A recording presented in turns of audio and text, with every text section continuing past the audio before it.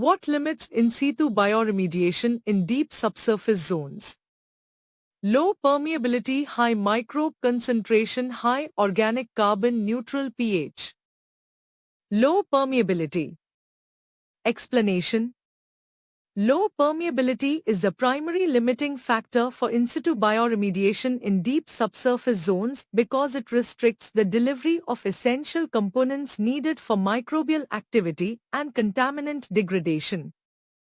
Specifically, limited nutrient delivery. Nutrients like nitrogen and phosphorus are vital for microbial growth and metabolism. Low permeability hinders their transport to the microbes, starving them and slowing down the bioremediation process. Restricted oxygen supply. Many bioremediation strategies rely on aerobic microbes, which require oxygen to break down contaminants. Low permeability limits oxygen diffusion and transport, preventing efficient contaminant degradation. Inhibited contaminant contact. Microbes need to come into contact with the contaminants to degrade them.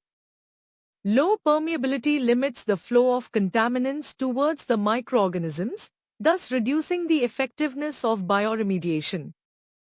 Hindered waste product removal. Metabolic byproducts from microbial activity can accumulate and inhibit further degradation if not removed. Low permeability hinders the removal of these byproducts, causing product inhibition and slowing down the overall process. Why other options are less suitable? High microbe concentration is generally a positive factor for bioremediation, although there can be exceptions, example clogging.